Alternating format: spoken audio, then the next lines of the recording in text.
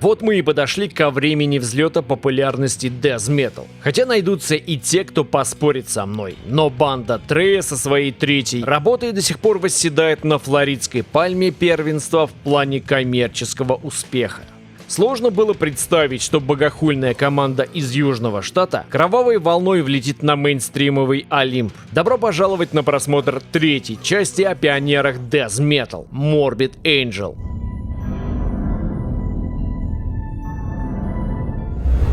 После выхода Blessed Are the Sick многие лейблы стали присматриваться к набирающему обороты жанру и, конечно же, на потенциал возможной монетизации музыки молодых метальных звезд. Еще в 1991 году конторка под названием World Entertainment Incorporated подписала контракт с Морбидами, и ее главарь Гюнтер Форд стал их менеджером. Я бы назвал эту встречу знаковой. Скажу сразу, в отличие от Чака и Эрика, Трей не судился и не срался с Гюнтером. Возможно, именно поэтому контракт с мажорным лейблом подписали Morbid Angel, а не Death. Весной 1992 года Форд кидает первый мостик к славе ангелов, договариваясь о встрече с генеральным директором Giant Merchandising Питером Любином, через которого выходит на еще одного музыкального магната — Ирвина Азофа, основателя Giant Records, который был дочерним подразделением Warner Brothers. Азоф рассказывал, что его всегда интересовали артисты, которые не боялись выйти за рамки. Он удивлялся, как малоизвестная команда с маленьким лейблом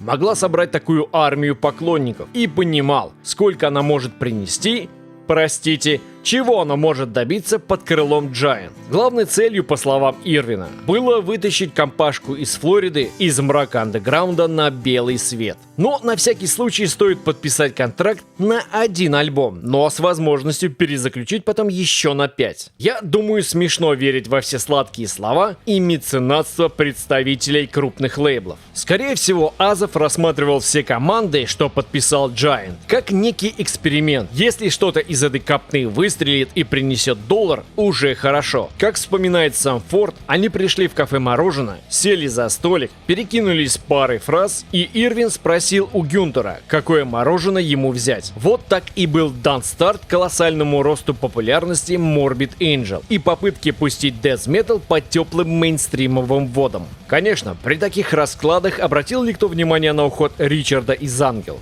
Вот и я про то же. Надо отдать должное Форду, который, по словам Винсента, устроил телефонную конференцию с главами новоиспеченного лейбла и осадил их, сказав, что если они сунут свой нос в студию во время записи или будут звонить парням и отвлекать их, он сам своими руками отправит их кормить догона. Гюнтер таким образом дал Морбидам шанс записать альбом так, как они хотят, без пагубного влияния поганых капиталистов. Стоит еще отметить и тот факт, что Giant Records под своей этикеткой выпускала новый альбом Морбидов только в Северной Америке. В Европе пластинка вышла под эгидой Earache.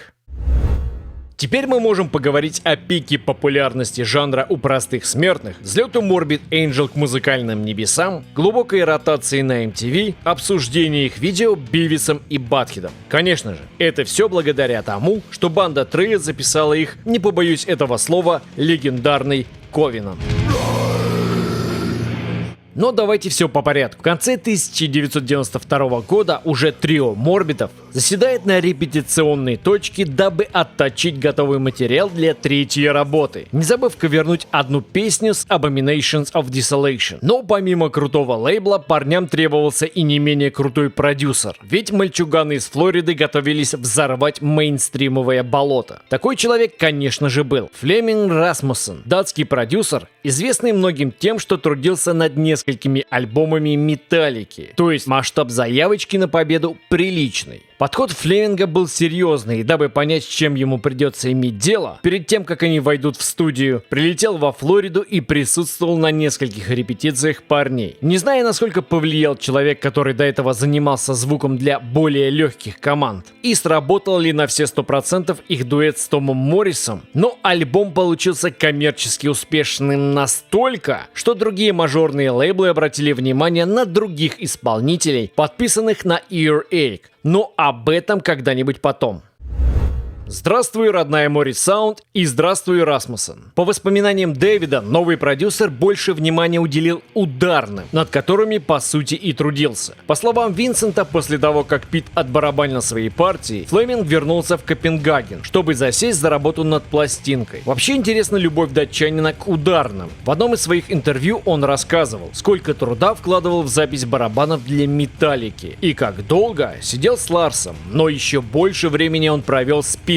Трей и Винсент под присмотром Тома дописывают недостающий материал и покупают 2 билета в Старый Свет, чтобы в студии Sweet Silence Studios совместно с Флемингом заняться сведением Ковенанта. Если верить большинству рецензентов, третья пластинка Морбидов звучит лучше всех остальных их творений.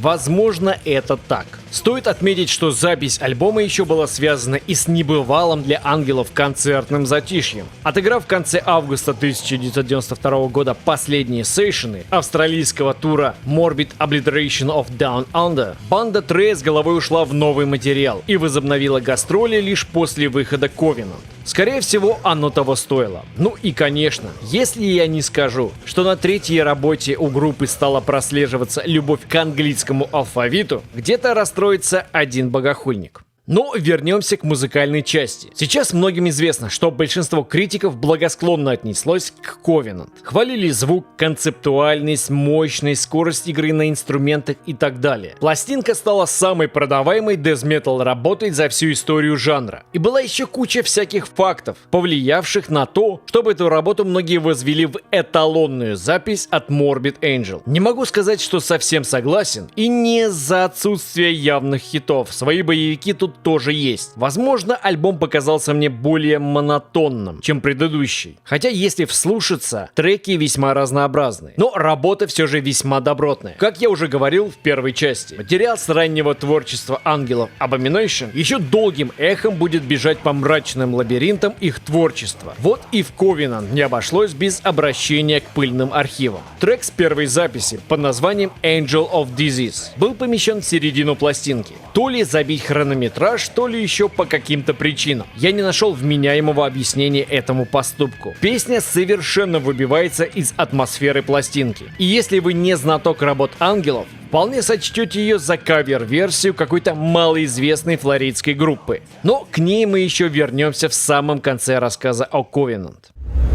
Из всех композиций на пластинке я хотел бы остановиться на треке, завершающем альбом God of Emptiness, который, по словам Винсента, приснился ему во сне, и, вскочив посреди ночи, он намычал его на попавшийся под руку магнитофон. Скорее всего, это красивая, выдуманная история. Кстати, на Боге Пустоты Дэвид впервые начал экспериментировать с чистым вокалом. Ну, почти. Чем же интересен, на мой взгляд, God of Emptiness? Прежде всего, шикарно сделанный подход к самому треку в виде атмосферной инструментальной композиции Нарматару, что в переводе шумерского означает бездну или что-то лежащее вне пространства. На мой взгляд, она является первой и одной из 3 частей композиции. Следующая часть, собственно, она и основная, называется The Accuser или Обвинитель. Нетрудно догадаться, обвиняет Бога во лжи и в том, что он наполнил души людей состоянием угнетенности, подавленности, а в ответ получил славу и триумф.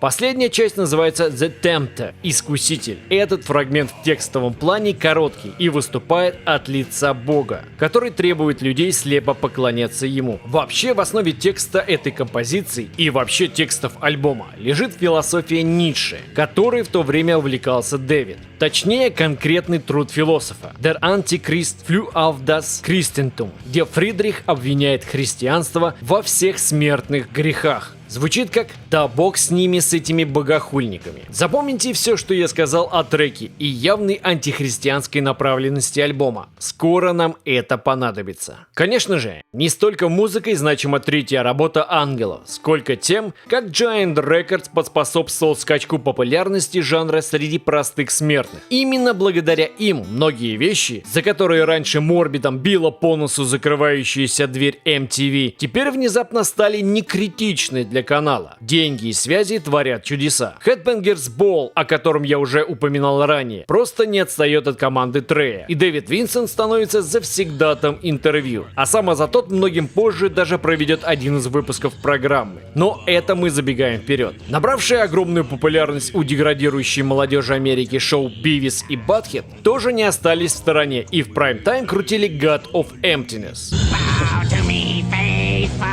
Видимо, уже не замечая то, за что в свое время не пустили Blessed Are the Sick в эфир. Да, стоит рассказать о клипах. Для Morbid Angel был выделен бюджет на съемки двух видео: Rapture и God of Emptiness. Молодым режиссером Тони Кунивайлдером, который также снял Hardwalk для Carcass. К сожалению, примерно через год, 14 мая 1995 года, Тони погиб в пожаре, возникшем в его доме в Лос-Анджелесе. Было проведено расследование о причинах весьма странного возгорания, которое, увы, ни к чему не привело.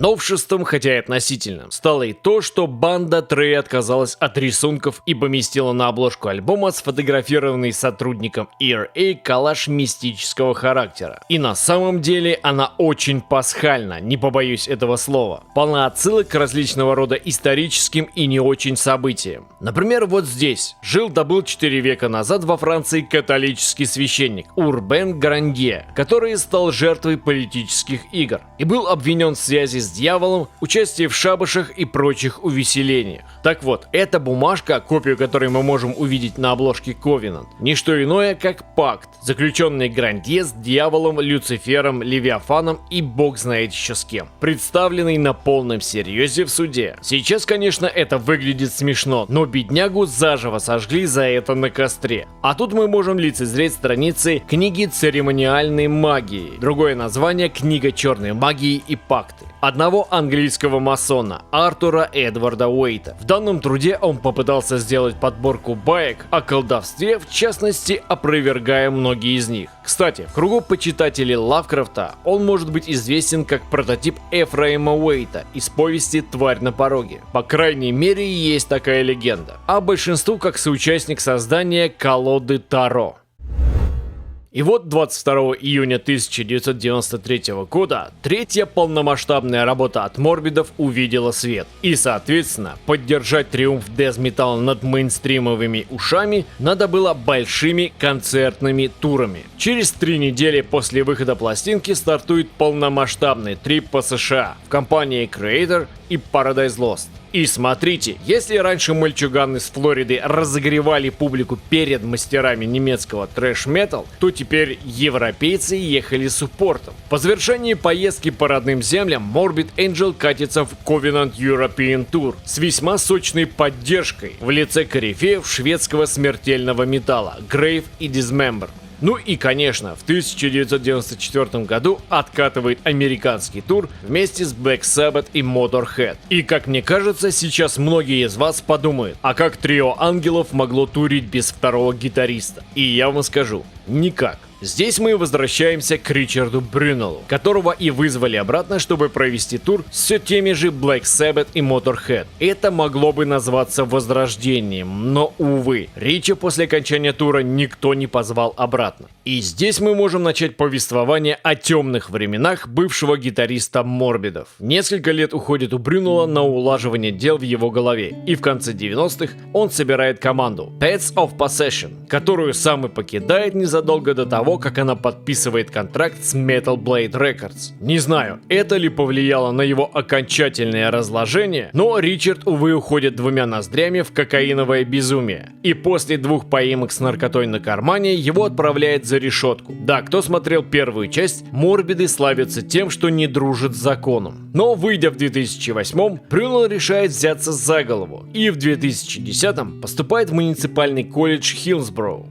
по специальности компьютерная инженерия, а также говорит о том, что планирует запустить новый музыкальный проект, которым становится Mosaic Covenant. Интересен и тот факт, что команду поддержал Александр Форд, сын Гюнтера Форда, менеджера Морбидов, и его Night Fight Media. В сети есть 2 трека, которые представляют из себя средней паршивости инструментал. Сам Ричард говорил, что эту музыку ему дали пришельцы, и что они и есть Бог. и он должен открыть людям глаза на это. Чувствуется, что с веселыми веществами он не завязал, а может это просто такая легенда. Увы, проект не успел развиться. 23 сентября 2019 года Ричарда не стало. Но вопрос со вторым гитаристом и американским, и европейским туром остается открытым. Однажды теплым или не очень теплым весенним днем 1993 года все тот же Гюнтер Форд позвонил молодому гитаристу Ripping Corpse из Нью-Джерси и предложил ему покатиться с Морбидами по Штатам и Европе в поддержку тогда еще не вышедшего альбома Covenant. Этим счастливчиком был Эрик Рутен, который был рад поучаствовать в жизни такой именитой команды и рассчитывал, что эта работа может стать трамплином для его группы. По словам Эрика, банда Трея прилетела в Джерси, и за неделю было разучено 7 песен, которые и исполнялись в туре. После концертов Рутен вернулся домой, и все как-то не заладилось. И его банда перестала существовать, и Брюнел не прирос обратно. Так что все шло к тому, что у Morbid Angel будет новый участник. По словам Эрика, Дэвид позвонил ему и предложил поучаствовать в двухнедельном туре с Cannibal Corpse, на что молодой музыкант, естественно, ответил согласием. Упаковал вещи в машину и выдвинулся во Флориду с целью доказать тамошним парням, что Рутен достоин стать новым членом банды. Стоит отметить, что музыканту из Джерси был 21 год, когда он покатил в тур с Ангелами. И по его словам, это было нечто невероятное. Когда его позвали участвовать в гастролях, он чуть не обосрался от страха. А теперь о воздействии на массы. Глупо отрицать влияние пластинки на развитие и становление дэз-метал сцены. Но Covenant нашел отражение и в другом стиле музыки, который только стал зарождаться. Angel of Disease и один риф, который до боли похож на риф другой, тоже культовой команды. Korn и их Bolt Tongue.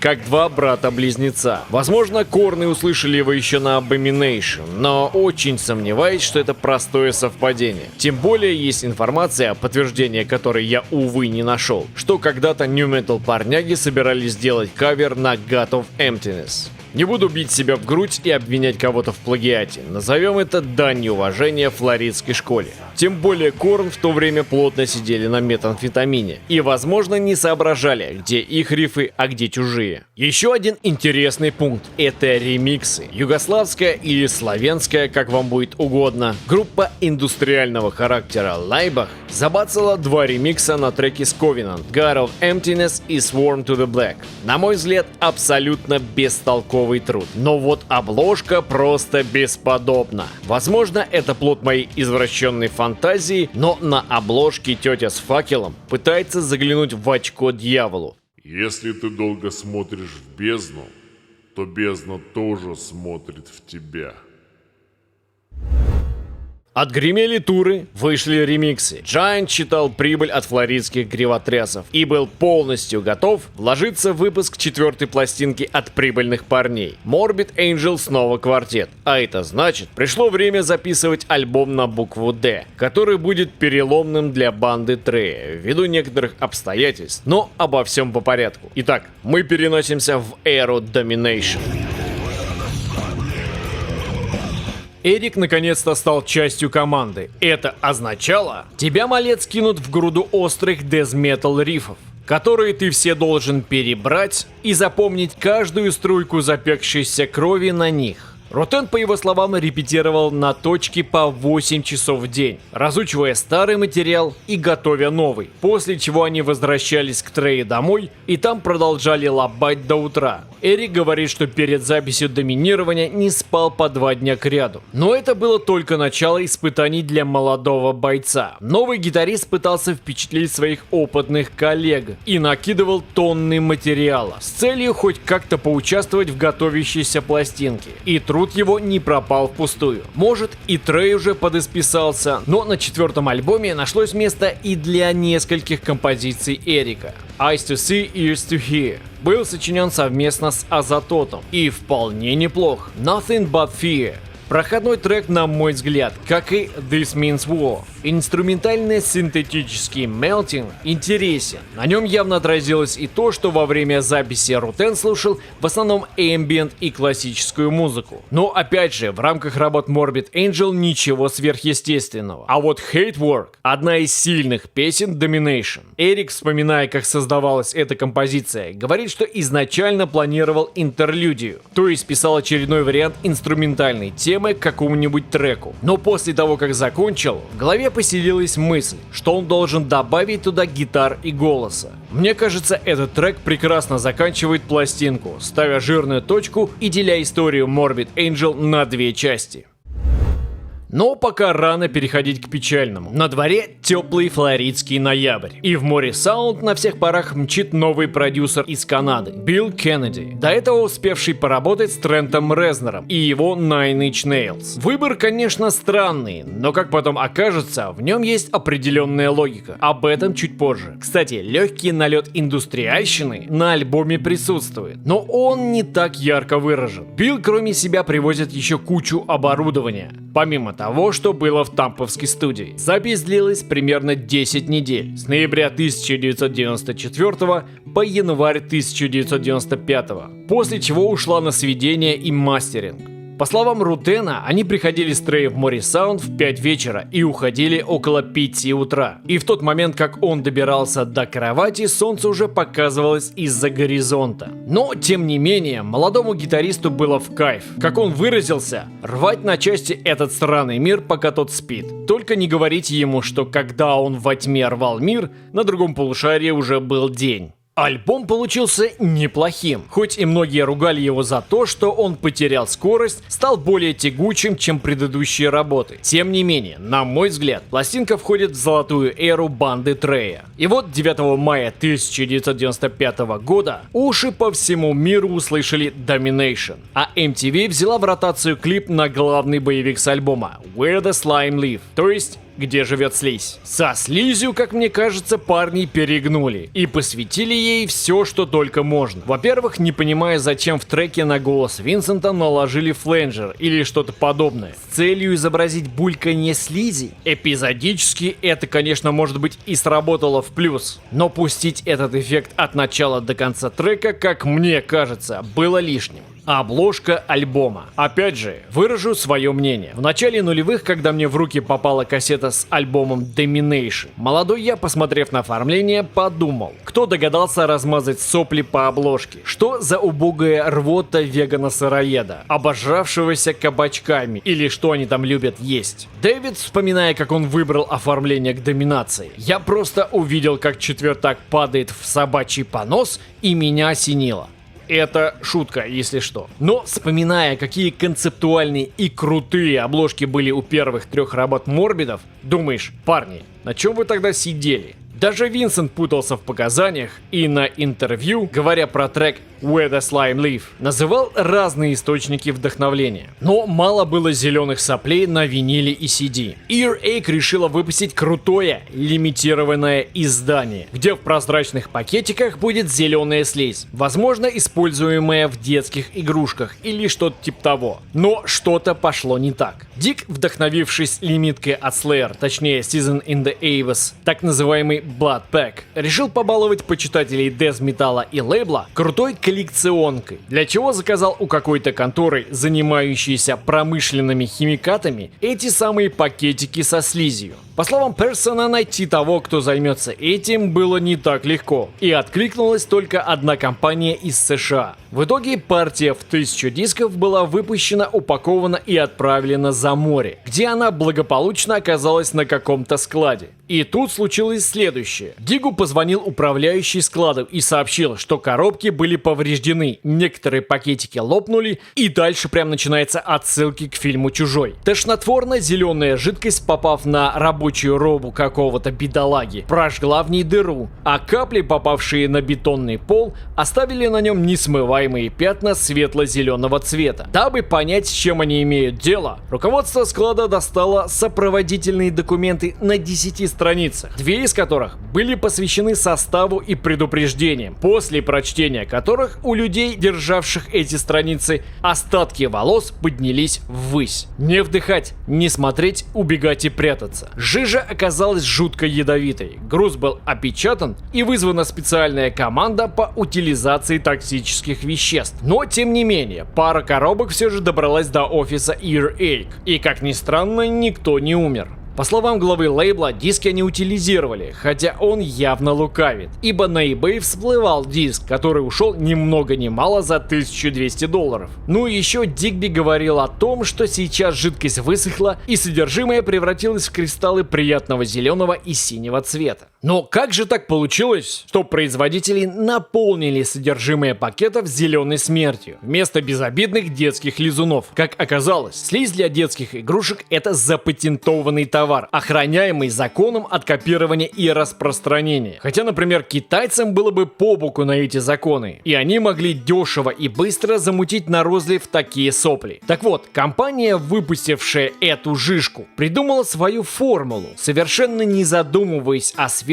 ее применения. Дик говорил, что во время их переговоров, уже после того, как вскрылись пакетики и всплыла правда о шикарнейшем составе слаймов, производители говорили, что были уверены, что эту дрянь будут использовать исключительно в промышленном сегменте, и до простых смертных она не дойдет. Вот такая веселая история.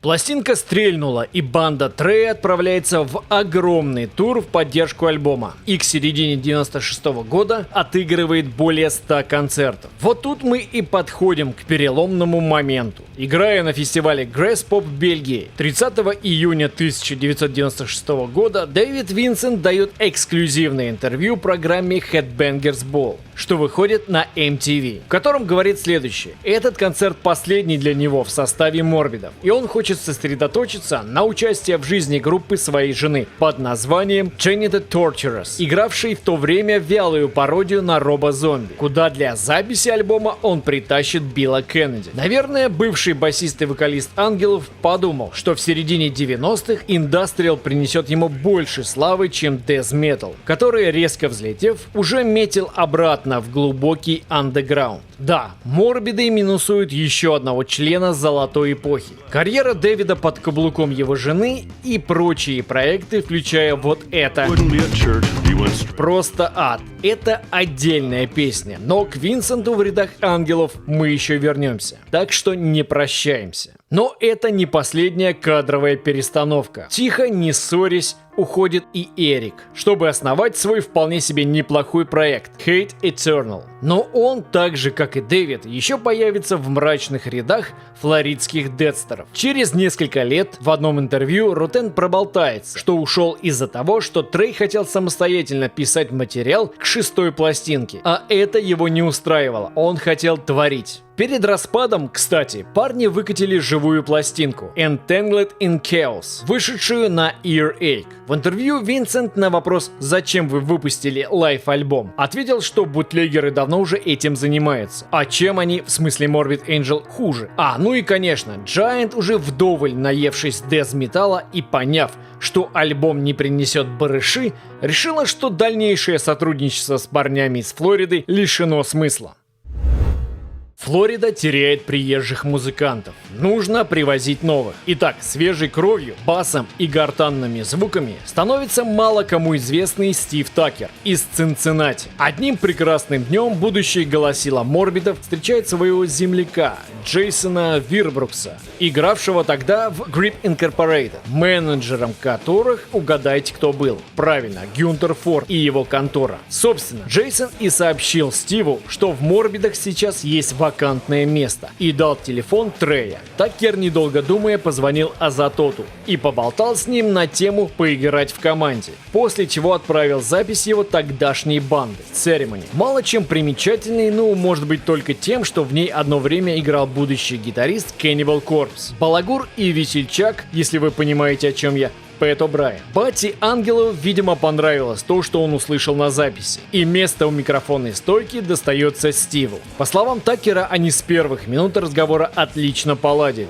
так что он не сомневался, что станет частью Morbid Angel. И вот обновленным составом в конце 1997 года троица Трея отправляется в море Саунд и ваяет свой 6-й альбом Formulas Fatal to the Flash. Работа получилась спорной. Кто-то ее боготворит, кто-то говорит, что на этом альбоме Морбиды закончились, ну а кто-то считает среднячком. Материал, судя по всему, писался еще в период странствований в поддержку Domination, а частично был взаимствован с уже заезженного до дыр Abomination, Hellspawn The Rebirth и даже более древних рифов, рожденных на заре существования ангелов, Invocation of the Continual One, где Азатот сам и спел, между прочим. Скажу, что последний трек мой любимый на альбоме. Возможно, это о чем-то говорит. Музыку и тексты писал Азатот почти всю, за исключением Ascent Through the Spheres и Hymnus Rituales de Guerra, где приложил руку Пит, что неожиданно. Стив вообще не участвовал в создании материала, но Рутена, как вы догадываетесь, с ними в студии уже не было. Как многие знают, в названии альбома, который, конечно, сохранил алфавитный порядок, зашифровано число зверя 666, 3 буквы F, 6-я буква английского алфавита. Что странно, ведь по словам Азатота, они постарались отойти от сатанизма в сторону глубокой лавкрафтовщины и шумерской мифологии. Над обложкой трудился Нейзин Лопес, который ранее нарисовал арты к альбомам Malevolent Creation in Cold Blood и D-Side Serpents of the Light. Новшеством было и то, что Азатот не заручился поддержкой именитых продюсеров и решил разбираться в этих премудростях сам, лишь с небольшой помощью братьев Моррис и местного инженера студии Марка Претера, который сам по себе интересная личность и еще появится в рассказах о дез-металле Солнечного Штата. Так что отчасти, возможно, и работа Азатота в качестве продюсера повлияла на альбом. 24 февраля 1998 года формула пошла по ушам любителей жесткого и сырого. Соответственно, за выпуском альбома последовало длительное турне, в котором парням из Морбидов понадобился второй гитарист. И угадайте, кто присоединился к ним для тура в поддержку пластинки? Конечно, наш старый знакомый Эрик. Но есть еще одна интересная штука. Я нашел интервью, где у Пита Сандовала спросили по поводу ухода Дэвида из группы, на что он сказал, что ему все равно, Винсент рано или поздно должен был уйти, а со Стивом ему играть куда приятнее. Но вдогонку журналист спросил его о Ричарде, на что тот рассказал, что Брюнелл репетировал песни с нового альбома, но так и не смог их выучить, хотя работал долго и упорно. Дальше цитата. «Просто он гитарист не для такой музыки. Вот Эрик — другое дело». Видимо, то, что Ричарда турнули именно из-за его низких способностей, вполне себе живая теория. Казалось, что Morbid Angel близка к темным временам. Популярность жанра стремилась вниз, Трей Азатот, возможно, уже и списался, а новой крови, что принесет долю креатива и свежий взгляд на еле дышащий дез-метал, на горизонте не было. Но был Эрик Рутен, который маячил на этом самом горизонте. А значит, ангелы смогут еще пальнуть по тем, кто бросает комья земли на деревянную крышку, под которой покоится флоридская школа. Но об этом мы поговорим в следующий раз. И похвалим, но и прикопаем еле дышащий материал Morbid Angel. Ну а пока ждете, пробегитесь по этим кнопкам, и флоридская школа будет жить вечно.